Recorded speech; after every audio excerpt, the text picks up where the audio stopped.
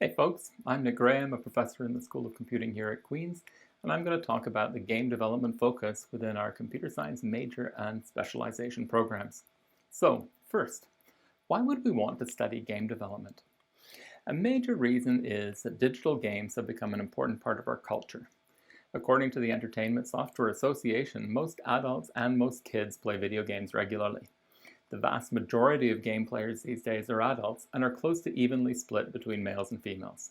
This pastime is now something that resonates through society. The games industry itself is huge and is now bigger actually than the film industry.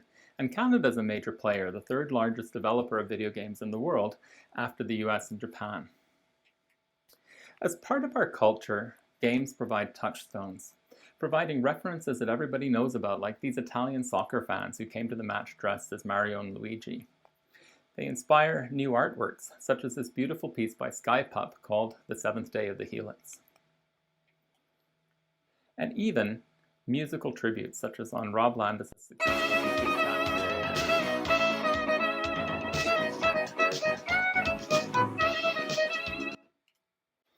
But for all the fun and games, they're difficult to make. And they involve most of the hard problems in computer science. Typical games require highly optimized concurrent code running over a network as a distributed system. They have tough requirements for reliability with servers that need to run 24/7. And because of hacking, games require advanced security techniques. Games are primary drivers of research into new techniques in graphics and artificial intelligence. And modern game success rides on the quality of their user interfaces and their support for group play. This means that to be a successful game developer, you also need to be a highly competent computer scientist. So, this is a program for people who enjoy great technical challenges, but are also primarily driven by a desire to create. Are you burning with ideas for the next type of game? Do you love working with people to brainstorm and test your ideas? Do you love to design interactions and to focus on the experience that users will have? Do you love making something that you can interact with and that you can put on the web for others to see?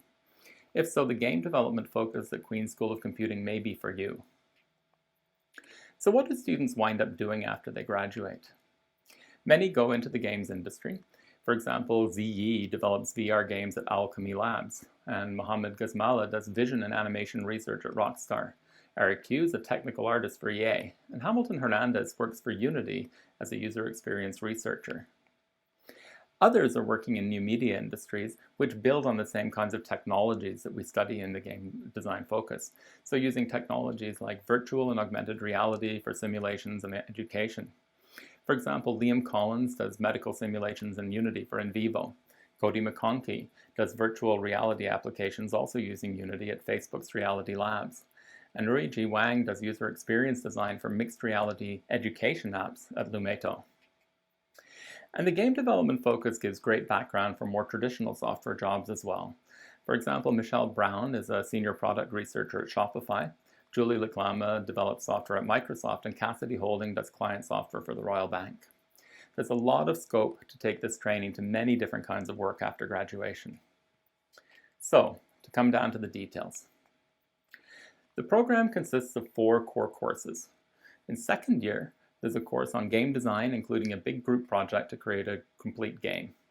In third year, the game architecture course addresses how to create large and complex games through examination of the architecture of an existing commercial game.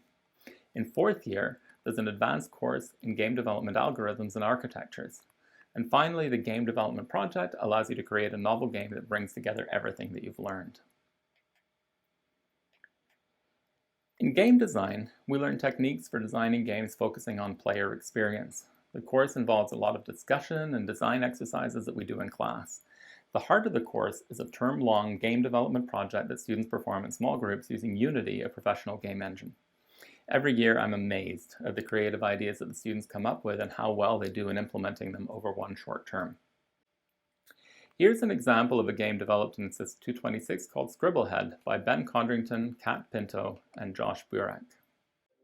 Scribblehead is a stylized 2D puzzle platformer that takes place between the pages of a notebook. Play as the anonymous protagonist Scribblehead as he draws upon his artistic talents to overcome the obstacles in his way. The game begins amidst the wreckage of a desert town, where a mysterious figure illustrates the world's need for a hero to save them from their destructive creator.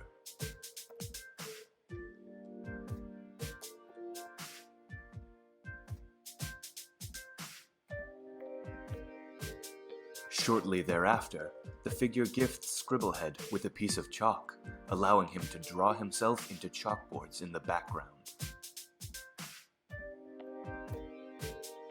This ability allows the player to cross gaps and avoid obstacles and enemies in the foreground, as Scribblehead cannot jump. Chalk about bad luck. Be careful, chalkboards can also be chock full of monsters. Later on, Scribblehead discovers his second creative weapon, the pencil. This tool proves to be mightier than the sword when it comes to getting out of sketchy situations, giving the player the ability to leave copies of themselves that they can teleport back to.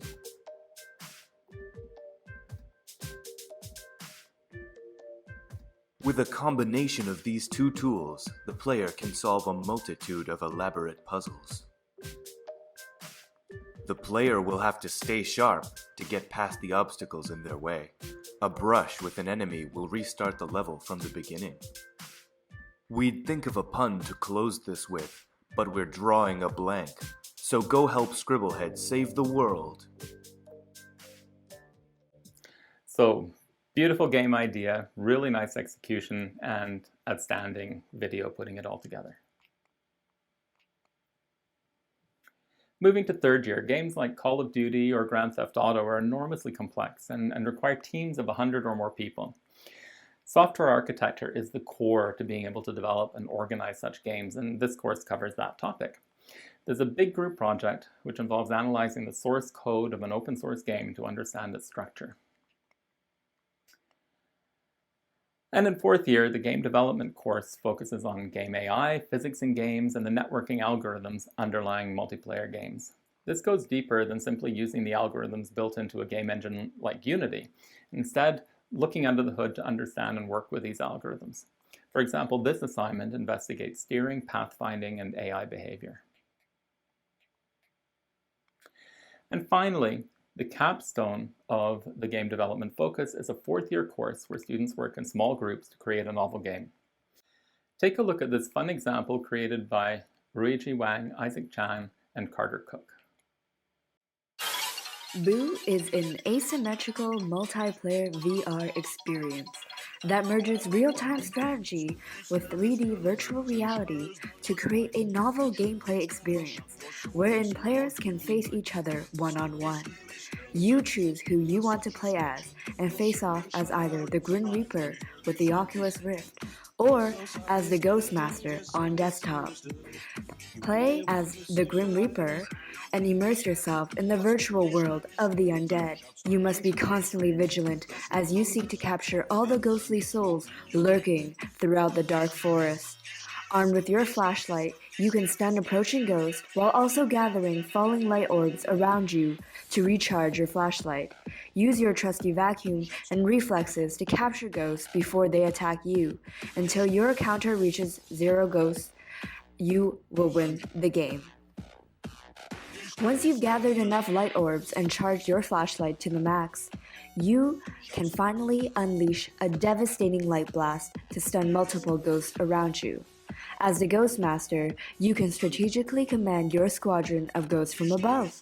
Use the number keys to toggle or click and drag to group select your ghosts. Survey the landscape and plot one step ahead the Grim Reaper before he captures you. You can also direct your ghosts to find and attack tombstones located throughout the level and unleash more of your undead brethren and add to your ghost army.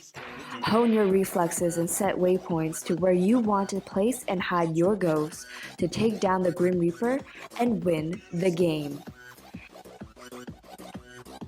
Boo is a novel game that bridges virtual reality and real-time strategy to create a competitive, fast-paced, and unique gameplay each time. An asymmetrical VR experience you've never seen before. Who will you choose?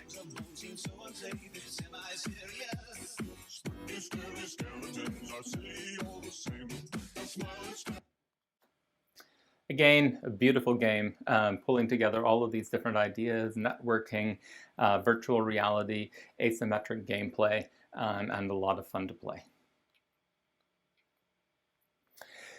The focus also includes many courses that develop students' expertise in all the other areas surrounding games like AI, analytics, human factors, networking, and of course, graphics. In April each year, we do a large show where everyone presents the games they've developed. Hundreds of people come by and try them out and give feedback. And this is really the highlight of our year, where the students get to show off all their hard work. So, finally, if you'd like more information, check out the link above, which gives all the details about the game development focus. And if you have questions, feel free to drop me an email. I wish you all the best for your first year at Queen's and look forward to meeting you all.